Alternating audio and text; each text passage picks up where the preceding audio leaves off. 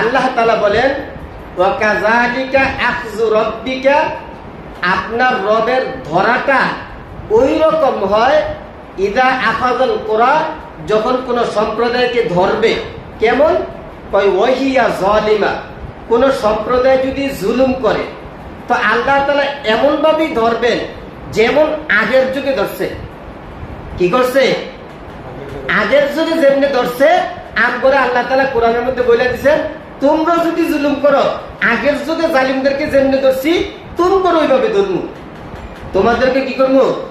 ওইভাবে ধরমু। এরপরে আল্লাহ তাআলা বলে দিতেছেন ইন্না আখযাহু আলিমুন শাদীদ, জাইনা রাখো নিশ্চয়ই আল্লাহ তাআলার ধরা অনেক যন্ত্রণাদায়ক আর অনেক শক্ত। বলেন আল্লাহর ধরা, এর দুইটার কথা বলছেন। এক হচ্ছে যন্ত্রণাদায়ক, আপনার পেটের ভিতরে যন্ত্রণা, এটা কি দেখা যায়? মাথার ভিতরে যন্ত্রণা, এটা দেখা যায় না। তো আল্লাহ তাআলা এখানে বলতেছেন কোন জালিম সম্প্রদায় যদি কিয়ামত পর্যন্ত যদি কোনো জুলুম করে তাহলে আমি তোমাদেরকে ওইভাবেই ধরবো যেইভাবে আগের যুগের জালিমদেরকে ধরছি। এখন কত হইল যে আগের যুগের জালিমদেরকে আল্লাহ কেমনে ধরছে, এইটাও যদি পাবলিক না জানে, জানানোর দায়িত্ব কাদের? ওলামায়ে কেরামদের। বলেন আগের যুগে আল্লাহ তাআলা জালিমদেরকে যেভাবে ধরছে এগুলো জানানোর দায়িত্ব কাদের? ওলামায়ে কেরামদের। وَكَذَلِكَ أَخْذُ رَبِّكَ إِذَا أَخَذَ الْقُرَى وَهِيَ ظَالِمَةٌ। আল্লাহ রাব্বুল আলামিন বলেন, ও পৃথিবীর মানুষ, ও মুহাম্মদের উম্মত, তোমরা সাবধান সাবধান থাকো, কোন জুলুম করিও না, অত্যাচার করিও না। যদি তোমরা জুলুম করার অন্যায় করো, তোমাদের পূর্বপুরুষ, তোমাদের আগে যে সমস্ত মানুষ জুলুম করেছে, জুলুম করার অপরাধে তাদেরকে যেইভাবে আমি ধরছি, যেইভাবে তাদেরকে আমি ধ্বংস করেছি, তোমাদেরকে আমি ওইভাবে ধরবো, ওইভাবেই আমি তোমাদেরকে ধ্বংস করে দিব। ইন্না আখযাহু আলিমুন শাদীদ।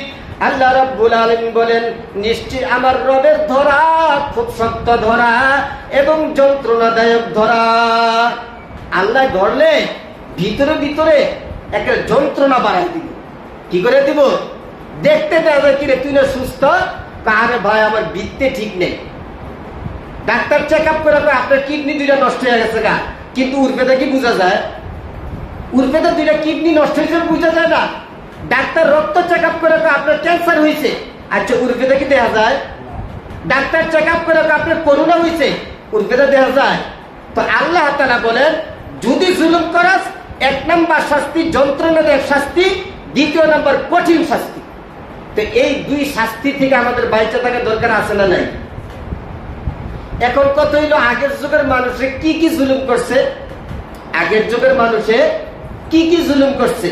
তো কোরআনের মধ্যে আল্লাহ তাআলা এক জায়গার মধ্যে বলেন ওয়ায়াকতুলুনাল আমবিয়া বিগাইরি হাক্কি, যুগে যুগে অনেক মানুষ তাদের সামনে যখন নবীরা এসে বলছে তোমরা কালিমা পড়ো, তো ওই সম্প্রদায়ের যুগের লোকেরা এই নবীদের উপরে জুলুম করছে, তাদেরকে জবাই করে দিছে। কন্যা নাউজুবিল্লাহ। কি করে দিছে? তো নবীর দোষ কি? নবীর দোষ কি? শুধু বলছেন কালিমা পড়ো, তোমরা মূর্তি পূজা করিও না, তোমরা এক আল্লাহকে বিশ্বাস করো, এই মূর্তিগুলোকে আল্লাহ হিসেবে বিশ্বাস করো না। এই যখন ওয়াজ শুরু করছে আর ওই জালিমদের পায়ের রক্ত মাথা তুলছে, সাথে সাথে অসংখ্য নবী রাসূলদেরকে তারা জবাই করে মারছে।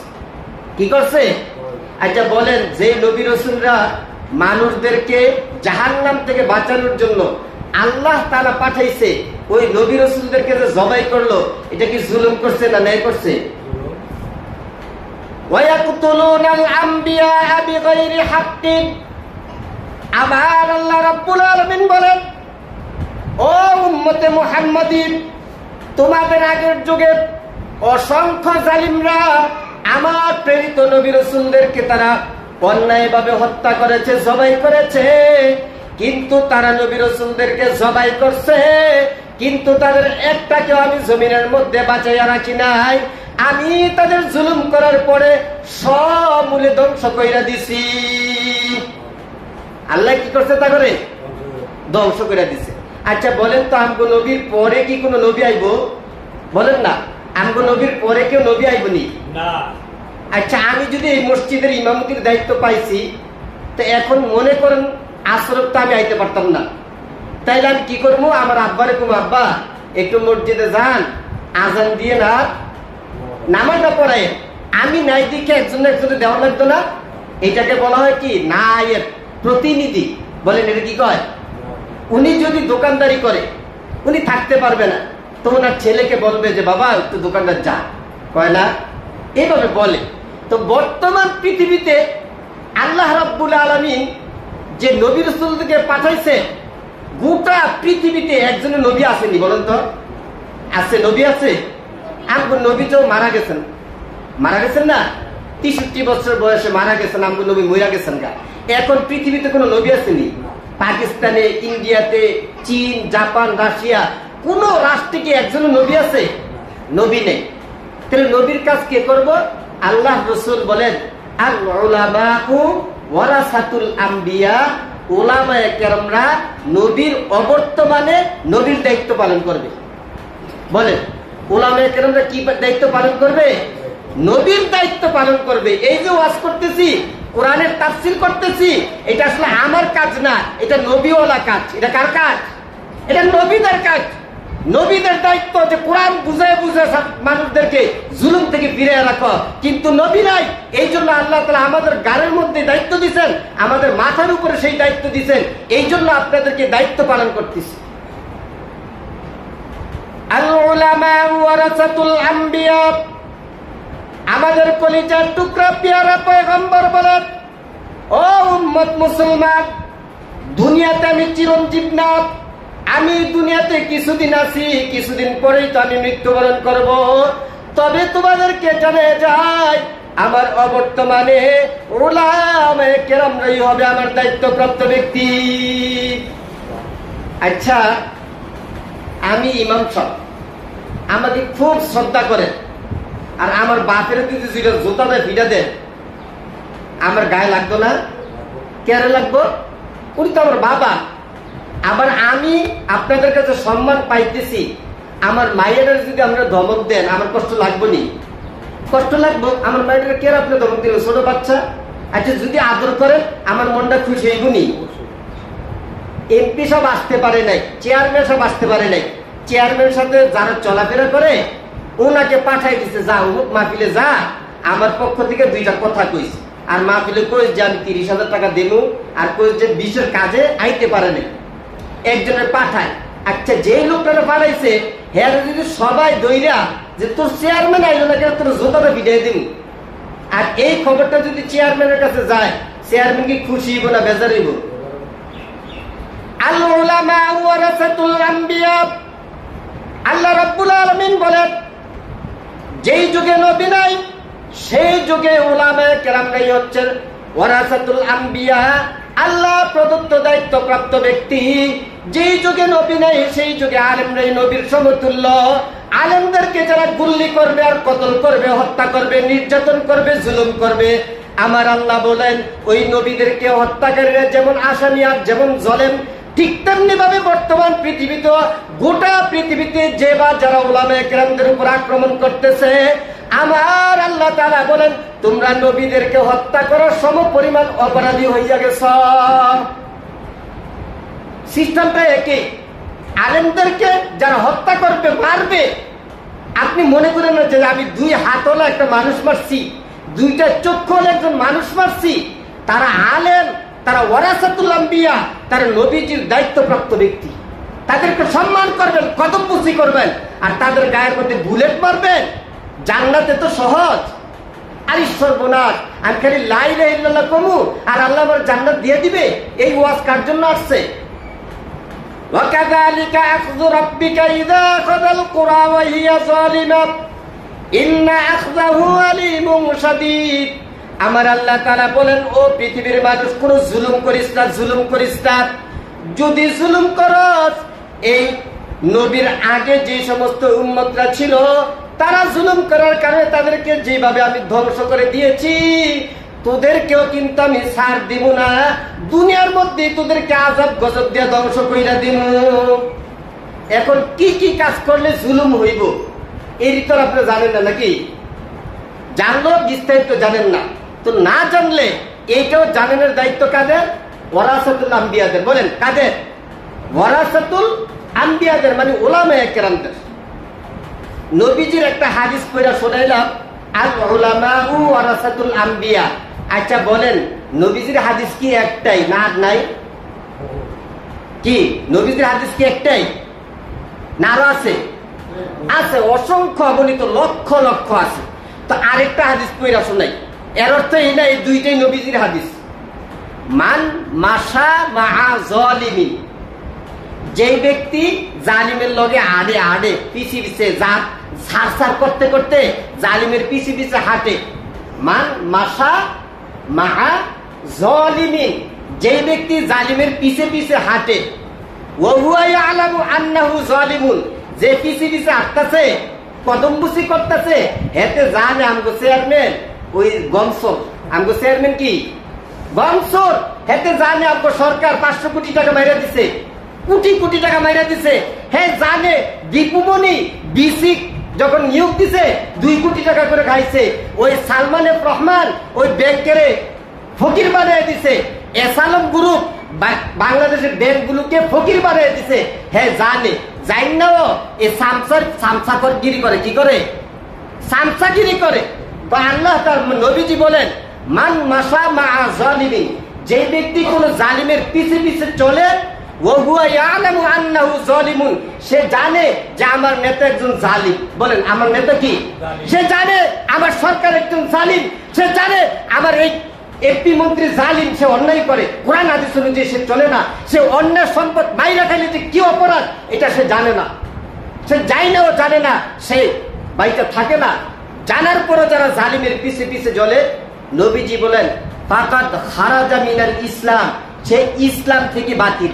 কি থেকে বাতিল? কালকা বৈশা আলাদা আর রকমের বিবৃতি দিবেন, ওইরকম কইলেন না। আমার কাছে এলো আছে রেকর্ডিং, এবং এটা সহজে এসে আমাকে জিজ্ঞেস করবেন যে কি বলছিলেন একটু বিস্তারিত বলেন, আমি 5 ঘন্টা বয়ান করতে পারবো ইনশাআল্লাহ। ফাকাদ খারাজা মিনাল ইসলাম, নবী বলেন তার ভিতরে ইসলাম নাই। কেড়ে নাই? হয়তো জালিমের পিছে পিছে কদমবুসি করে, তোষামুদ করে, অবৈধ জালিমকে শক্তিশালী করে।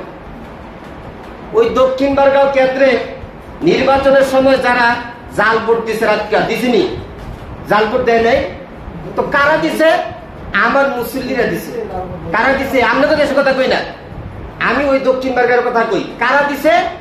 আমার কলিজার টুকরা মুসল্লিরা দিছে। তারাই তখন বলতো যে হুজুর রাত্রে আমরা সাইডা লাইছি, কারণ নির্বাচনের পরে তারা আমার ক্ষমতা নেই। তারাই তো কয় যে হুজুর আমরা পারি। হ্যাঁ কি করে পারে? তুমি পারো, তুমি জালিমকে সাহায্য করছো, তুমি কি করছো? তো তাদের জন্য কি আমার মায়া নাই? এই জালিমকে সহযোগিতা কইরা জাল ভোট দিয়া তুমি ক্ষমতার মধ্যে বসাইছ, আল্লাহর কসম ওই হত্যা করার যে গুনাহ তোমার আমল নামার মধ্যে আমার আল্লাহ লিখে দিতেছে। তো এই জন্য আমার মায়া লাগে। তোমার কয় টাকা লাভ হয়েছে? কয় টাকা তোমার লাভ হয়েছে, কিন্তু তোমার জন্য তোমার মায়া লাগে। আল্লাহ, এই লোকটা যদি, আমার মুসলিমরা যদি জাহান্নামে যায়, আর আমি যে তাকে ফিরে রাখতে পারলাম না, আমিও কি আসামি হয়ে যাই কিনা জানি না। এই কথাগুলো সেখানেই বলতাম, সেখানেও বলতাম, কারণ আমি তো জানি যে আমার সামনে বসা এই তুহিন ভাই জাল ভোট দিছে, রাত্রে কেন্দ্র দখল করে রাখছে, অমুকের কেন্দ্র দখল করে রাখছে, রাতটা বিরিয়ানি রান্না করে খাইছে, জানছি তো, শুনছি তো পরবর্তীতে। মান মাশা মাআ যালিমিন, নবী বলেন যে ব্যক্তি জালিমের পিছে পিছে চলে, লিইউকাবিয়াহু, জালিমকে শক্তিশালী করার জন্য জালিমের পিছে পিছে চলে, ওয়া হুয়া ইয়ালামু আন্নাহু যালিমুন, সে জানে যে আমার নেতা একজন জালিম, ফাকাদ খারাজা মিনাল ইসলাম, নবী বলেন ওই লোকটা যদিও মাঝে মাঝে শুক্রবারে নামাজ পড়ে, কিন্তু আল্লাহর যে লিস্টি আছে তে তো মুসলমান না, তে তো হয়ে গেছে কাফের। কি হয়ে গেছে? কাফের হয়ে গেছে, কাফের হয়ে গেছে। আপনি লিস্টির মধ্যে নাম দিচ্ছেন, আল্লাহ কি আরে কম্পিউটার খালি টিপ দিলে দেখবি তার নাম কাফেরদের তালিকায়। কি কারণে? এটা হাসরের মাঠে আল্লাহ তাআলা বলবো না, দুনিয়াতে কই দিব। দুনিয়াতে সংক্ষিপ্ত আকারে কইছে, এগুলো আমরা বুঝাইতেছি আপনাদেরকে। আজকে যারা অবৈধভাবে কাউকে ক্ষমতায় রাখলো, তারা সহযোগিতা করার কারণে কোটি কোটি টাকা পাচার হয়েছে। কোটি কোটি টাকা তারা আত্মসাৎ করছে, আর এইগুলির ভাগ গ্রামের পাতি নেতারা পায় নাই, কিন্তু গুণাগুলি পাইব। কি পাইব কর? গুণাগুলি পাবে, টাকা পায় নাই, গুণাগুলি পাবে, 100% পাবে। আমরা নবীজির হাদিসকে বিশ্বাস করি। এমপি যত অন্যায় করছে সেগুলির গুনাহের ভাগ পাবে, মন্ত্রী যত অন্যায় করছে সেগুলির সম পরিমাণ ভাগ পাবে, চেয়ারম্যান যত অন্যায় করবে সেগুলির ভাগ সম পরিমাণ পাবে, মেম্বার যত অন্যায় করবে সেগুলির ভাগ তারা সম পরিমাণ পাবে। এরকম ভাবে দলীয় ক্যাডার যারা আছে তারা যত অন্যায় করবে সেগুলোর ভাগও জাল বুট দেউন্নে পাইব, আল্লাহর কসম পাইব। আমি নবীকে বিশ্বাস করি, কোরআনকে বিশ্বাস করি। আচ্ছা, নবীজি বলছেন, নবী না আল্লাহ বলছেন, কু আনফুসাকুম ওয়া আহলিকুম নারা। উলামায়ে কেরামরা, তোমরা নিজেরাও জাহান্নাম থেকে বাঁচো, আর তোমাদের এলাকার মধ্যে যত মুসলমান আছে তারা না বুঝা জুলুম করে, না বুঝা ঘুষ খায়, সুদ খায়, অন্যায় করে, মানুষ হত্যা করে, লাইন ঠেলে, জমি দখল করে, এগুলো তো তারা বুঝে না, তোমরা সবসময় তাদের বুঝে রেখো। আচ্ছা, পাবলিকরে কোরআন হাদিস সম্পর্কে বুঝানোর দায়িত্ব কাদের? আর আমার, বলেন কার? এখানে কার? আমার। আমার দায়িত্ব আপনাদেরকে অন্যায় কাজ থেকে বইলা বইলা ফিরে রাখা। কু আনফুসাকুম ওয়া আহলিকুম নারা। হে ইমানদার বান্দারা, হে মুসলমানরা, হে উলামায়ে কেরামরা, তোমার আশেপাশে কোনো ব্যক্তি যদি জুলুম করে, হক কথা বলো, প্রয়োজনে তার লাঠির আঘাত করো, তার পাছা লাল করে দাও, কিন্তু তারপরে তারা জুলুম করতে দিও না। কারণ এই দুনিয়াতে না জুলুম করে পার পাইব, হাসরের মাঠে পাইব নি? হাসরের মাঠে পাইতো না, তখন তো আমাদের মায়া লাগবে। আরেক আয়াতের মধ্যে আল্লাহ তাআলা বলেন, ওয়া আনজির আশিরাতাকাল আকরাবিন, তোমরা তোমাদের এলাকার লোকদেরকে জাহান্নামের ভয় দেখাইও।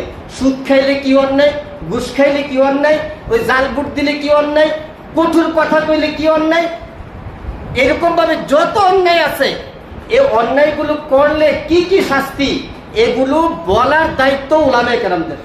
কাদের বলেন? কাদের? উলামায়ে কেরামদের। ভাঙ্গা ভাঙ্গা স্পষ্ট ভাষায় বলতে হবে। আমরা কি সংসদ ভবনে যেতে পারবো? সেখানে গিয়া বিরোধী দলের জুলুমগুলো নিয়ে কি আলোচনা করার সুযোগ আছে আমাদের? এই জন্য আমাদের উলামায়ে কেরামদের এইটা হচ্ছে সংসদ ভবন। বলেন কোনটা সংসদ ভবন? এই জুমার মসজিদের মিম্বার আমাদের সংসদ ভবন। প্রত্যেকটা উলামায়ে কেরাম যখন জুমার মসজিদের এই মিম্বার থেকে ওই সংসদের মতো শক্তিশালী করতে পারবে, কথা বলতে পারবে, তাইলে সমাজের সুদ, ঘুষ, জুলুম, অন্যায়, অবিচার এগুলি কমতেই থাকবে, ঠিক না?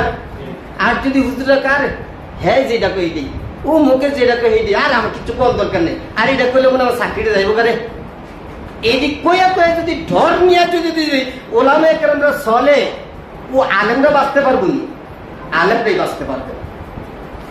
আসেন, নবীজি বলছেন, মান তাসাব্বাহা বিকৌমিন ফাহুয়া মিনহু।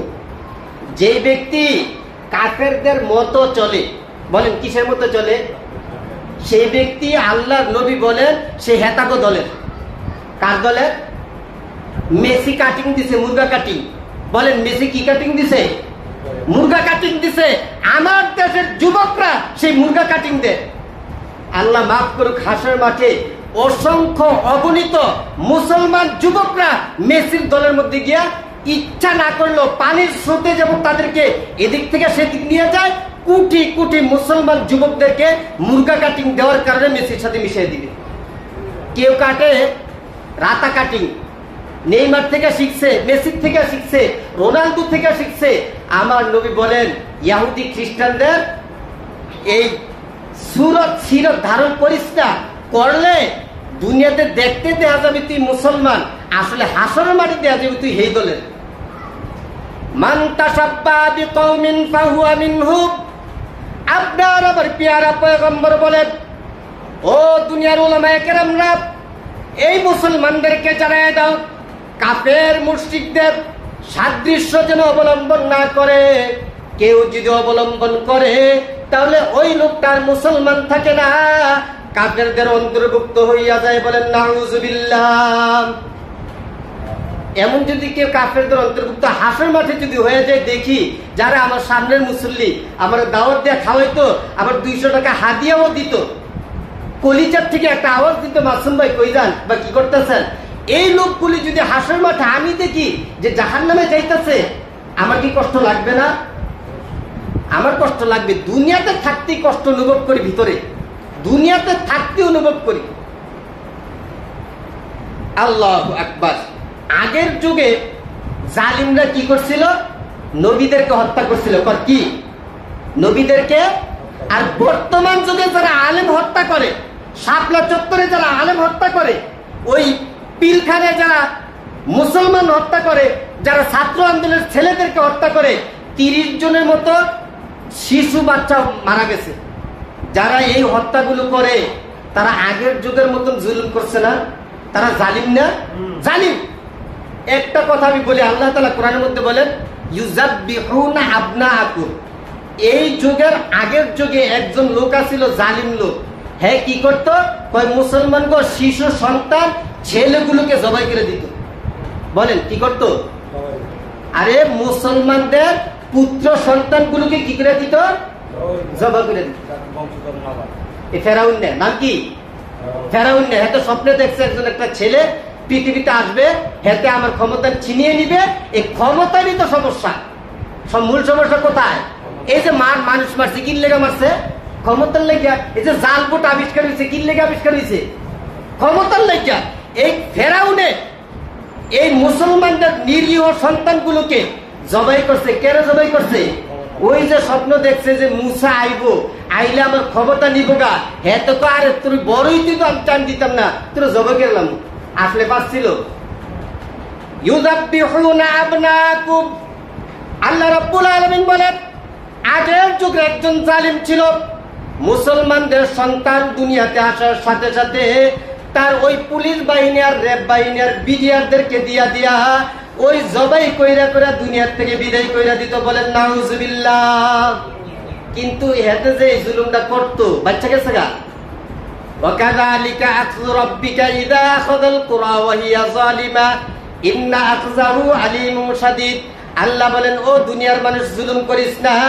যদি জুলুম করস, আগের যুগে যত জালিম ছিল তাদেরকে যেমনি ধ্বংস করছি, তোদেরকেও আমি ধ্বংস করব। সাবধান, সাবধান থাকিস। মনে করিস না আমার নবী দয়াল নবী, আমরা অনেক দামি মানুষ, আমাদেরকে জুলুম দিবে না, আমাদেরকে হত্যা করবে না, আমাদেরকে ধ্বংস করবে না। আমার আল্লাহ কোরআনের মধ্যে কয় তোরাও যদি জুলুম করস, তোদেরকেও আমি ধ্বংস কইরা ছাড়মু। তোদেরকে কি করে ছাড়মু? আচ্ছা, আল্লাহ যেহেতু আগেই জানাই দিছে, তাহলে আমাদের সতর্ক হওয়া দরকার আছে না নাই? আর আমাদের দায়িত্ব হচ্ছে সতর্ক করা, আর আপনাদের দায়িত্ব সতর্ক হওয়া। আচ্ছা, নবীজি যখন যুদ্ধ করতে যাইতো, ওই যুগে হেলিকপ্টার যুদ্ধ বিমান ছিল না। বলেন কি ছিল না? যুদ্ধ বিমান ছিল না। এই পিস্তল ছিল না। কি ছিল না? দামি দামি যে বুলেট প্রুফ যে গাড়ি আছে, ওই গাড়িগুলো ছিল না। তো কি আসছিল? গাড়ির পরিবর্তে উঠলে যেত। কোন গাড়ির পরিবর্তে কি প্লেয়ার যেত? আগের যুগের উট, বর্তমান যুগের গাড়ি, বর্তমান যুগের যুদ্ধ বিমান। তো এখন নবীজি যখন যুদ্ধ করতে যাইতো, তখন ওই যুদ্ধে যাওয়ার পরে দেখা যায় শত্রুরা উট নিয়ে আইতো, এরপরে কি দুম্বা এগুলি ঘোড়া টোড়া নিয়ে আসতো, আর সাথে বুলেট হিসাবে আনতো তীর। কি আনতো? ধনুক তীর আনতো। আর বর্তমান যুগে হচ্ছে পিস্তল। বর্তমান যুগে কি? পিস্তল আর বুলেট। তো নবীজি যখন যুদ্ধে গেছে, নবীজির একজন সাহাবীর শরীরের মধ্যে গইন্না দেখে, এই সাহাবীর নাম আবু তলহা। আবু তলহার গায়ের মধ্যে 70টার বেশি তীর ঢুকছে। কয়টা? 70টার বেশি। এই সাহাবীকে এতগুলি তীর মারছে কেন? হয়তো মুসলমান এর লিগে জুলুম করছে। আরেকজন সাহাবী ছিল আবু দাজানা। আবু দাজানার শরীরের মধ্যে গইন্নাও দেখে 70-এর উপরে তীর লাগছে। কয়টার বেশি? আর বর্তমান যুগে আলেম ওলামাদের শরীরের মধ্যে দেখি 163টা বুলেট ঢুকছে। কয়টা? 74 জনের উপরে কওমি মাদ্রাসা আলেম ওলামা মারা গেছে। কয়শো জন? 74 জনের উপরে। তাদের কি দোষ ছিল? কি দোষ ছিল? 70 জনের উপরে মানুষদেরকে আপনারা শহীদ কইরা দিলেন। আর অসংখ্য অগণিত ওলামায়ে কেরামদের গায়ের মধ্যে 163টা 100-200 বুলেট লাগলো। কোন অপরাধ? ওই আগের যুগের তীর দিয়ে যেমন সাহাবায়ে কেরামদেরকে ক্ষতবিক্ষত করত, বর্তমান যুগে বুলেট দিয়া আর পুলিশ বাহিনী দিয়া ওলামায়ে কেরামদেরকে, নিরীহ মানুষদের উপরে জুলুম চলে কি চলে না? দুনিয়াতে চলবে, কিন্তু আখিরাতে চলবে না। আল্লাহ রাব্বুল আলামিন বলেন, ও দুনিয়ার মানুষ, নমরুদ আমার আল্লাহকে ধ্বংস করার জন্য বিশাল একটা বিল্ডিং বানাইছে। এই বিল্ডিং সম্পর্কে তাফসীরের মধ্যে পাওয়া যায় 6 মাইল উঁচু। উদ্দেশ্য হলো বিশাল এই বিল্ডিং এর উপরে উঠা আমার আল্লাহকে গুল্লি করবে, তীর মারবে, তারপর আবার আল্লাহ মরে যাবে। বলেন নাউজুবিল্লাহ। আরেক বর্ণনায় আসছে এই নমরুদের একটা বিল্ডিং ছিল 7500 ফুট লম্বা। ওই ফুটের উপরে উঠা আমার আল্লাহকে তীর দিয়া হত্যা করার চেষ্টা করছে। বলেন এটা জুলুম ছিল না? ছিল না? এই জুলুম করার পর আল্লাহ তাআলা নমরুদকে ধ্বংস করছে, ফেরাউনকে ধ্বংস করছে, কওমে সামুদকে ধ্বংস করছে, লূত আলাইহিস সালামের জাতিকে ধ্বংস করছে, ইয়াকুব আলাইহিস সালামের জাতিকে ধ্বংস করছে, আব্রাহা বাদশাকে ধ্বংস করছে, হাবিবে নাজ্জারের উপরে যারা জুলুম করছে তাদেরকে ধ্বংস করছে। এরপরে মূসা আলাইহিস সালামের উপরে যারা জুলুম করছে তাদের উপরে আল্লাহ তাআলা এই জালিমের স্টিম রুলার আল্লাহ চালাইছেন। বালআম ইবনে বাউরা একজন ব্যক্তি, ইমানদার ব্যক্তি ছিল, তার উপরে যখন জুলুম চালাইছে আমার আল্লাহ তাআলা সবগুলোকে ধ্বংস কইরা ছাড়ছে। আল্লাহর এই ক্ষমতা মনে নাই অনেক। আল্লাহ মনে ডরায়, পুলিশে মনে ডরায় নাকি? ডরায়? আল্লাহ মনে রেবেরে ডরায়। আরে কালা পোশাক, হাই হাই, কত উলামা ইকরামদের চোখের পানি তাহাজ্জুদ নামাজ পড়তে পড়তে সারা রাত কাটাই দিছে। উলামা ইকরামরা সেহরি খাইতে সেহরি পায় নাই। গত বছর, গত রমজানে ঢাকা বিশ্ববিদ্যালয়ের ছেলেরা ইফতার মাহফিল আয়োজন করছে। যুবলীগের কুখ্যাত সন্ত্রাসরা ওই ছেলেদের জিহ্বা কাইটা দিছে। কি কাইটা দিছে বলেন? জিহ্বা কাইটা দিছে। এটা কি আমাদের মুসলমানদের দেশ না হিন্দুদের দেশ? ইফতার মাহফিল আয়োজন করছে, মানে এই দেশে ইসলাম থাকতে দিবে না। ঢাকা ভার্সিটির আরেকটা শিক্ষক আইন জারি করছে, ঢাকা বিশ্ববিদ্যালয়ের ভিতরে কোনো কোরআন তেলাওয়াত চলবে না। বলেন না নাউজুবিল্লাহ। ওই তার সামনে কয়েকদিন আগে মিডিয়া নিয়ে এরপরে কোরআন তেলাওয়াত করছে। ক্ষমতা তো নাই, অনেক কি নাই, ক্ষমতা তো নাই। আর অনেক কয় না যে কোরআন খতম করতে না, কোরআন তেলাওয়াত করতে না, কি কয় ইফতার মাহফিল আয়োজন করতে না, অনেক আর কয় না। উনি চুপ করে মাথার নিচের দিকে দিয়ে বই দিছে। আল্লাহু আকবার। হাত্তা ইযা আদরাকাহুল গরকু, আল্লাহ রাব্বুল আলামিন বলেন, ও দুনিয়ার মানুষ, একটু উপদেশ গ্রহণ করো। ফেরাউন যখন জুলুম করছে, ফেরাউনকে তো আমি এমন ভাবে থাপা দিয়া ধরছি, তার চক্ষু যখন খোলা ছিল আবার বন্ধ করার টাইমটুকু তাকে আমি দেই নাই। যখন মুসা আলাইহিস ইসলামকে ধরার জন্য বিশাল সাগর পাড়ি দিতে চাইছিল, তখন আমার আল্লাহ রাব্বুল আলামিন চোখের পলকে ফেরাউন সহ তার দলবল সবগুলোকে চুবাইয়া চুবাইয়া মারছে। ঠিক না বেঠিক? ফেরাউনের ধ্বংস করতে কি আল্লাহর বুলেট লাগছিল? লাগছিল? ওই ক্ষমতা মানে নাই আল্লাহ, আসেনি। হাত্তা ইযা আদরাকাহুল গরকু, ফেরাউন তখন প্রেসিডেন্ট, দাবি করছে আনা রব্বুকুমুল আ'লা। মুসা, তুমি যে কও আকাশে রব আছে, ওই রব নাই, আমি রব, আমি। বলেন নাউজুবিল্লাহ। আচ্ছা, হেতে যখন বাসভবনে যেন থাই প্রেসিডেন্ট, হেন তো মাছ ফ্রিজে বইরে রাখছে। কি বইরে রাখছে? হাঁস মুরগি রেখে রাখছে, ল্যাপ তোষক লাগাই রাখছে, এসি লাগাই রাখছে। হেতে মনে করছে মুসারে দৌড়ে গিয়া ধ্বংস করে আবার আমি আমার বাসভবনের মধ্যে থাইকা ক্ষমতা প্রদর্শন করবো। হেতার ডেগের মধ্যে ভাত রান্না ছিল না, হেতে যখন হেতা ধ্বংস হয়ে গেছে গা, এদিকটা অন্য দলের লোকে আইয়া হাঁস মুরগি বাদ করে লিয়ে গেছে গা, কাপড় চোপড়ও বাদ করে লিয়ে গেছে গা, যে সোফা টোফা ছিল ফেরাউনের সব কিছু লিয়ে গেছে গা, বাত্রিজের আইনটা গেছিল এইটিও লিয়ে গেছে গা। আর বর্তমান লোকে মিলেনি? মিলে? কোরআন তো এমন না যে মিলবে না। কোরআন তো এমন না, যে ব্যক্তি অঙ্ক জানে সে যদি ছাত্রদেরকে অঙ্ক পড়ায়, অঙ্ক কি মিলবে না? তাই এই কোরআনের সাথে কিয়ামত পর্যন্ত যত জালেম আসবে সবার সাথে মিলবে। হাত্তা ইযা আদরাকাহুল গরকু, আল্লাহ রাব্বুল আলামিন বলেন, ও দুনিয়ার জালিমরা, জুলুম করিস না। তোকে রাজনীতি করতে কে বলছে? তুই বলবি আর কোন ব্যক্তি যদি জুলুম করে, ওই জালেমের সাথে আমি নাই, রাজনীতিতেও নাই, আমি আছি আমার পেট নিতে আর ইবাদত বন্দেগীতে।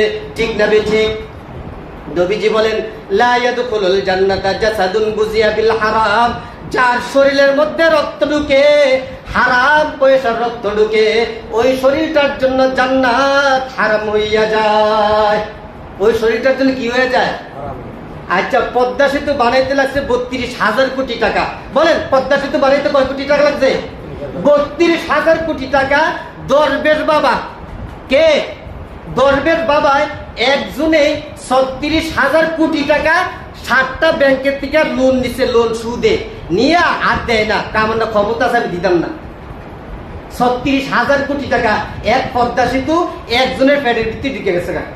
আর অন্য খাতে তো নিচে দেশ উন্নয়ন হয়েছে, খুব দেশ উন্নয়ন হয়েছে। একজনই শুধু 7টা ব্যাংকের হিসাব, বাকিগুলি মিলাইলে আরো বেশি।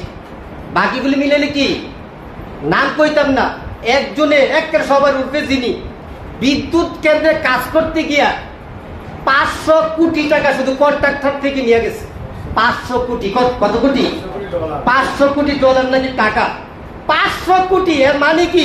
আমি কন্ট্রাক্ট পাইছি, আমাকে বলতেছে তুমি চিন্তা করো না, তুমি 1000 কোটি টাকা একটা ভাউচার লাগবা লাস্টে দিয়া, আর 500 কোটি আমার দিয়া লাগবা, আর বাকি 500 কোটি তোমার।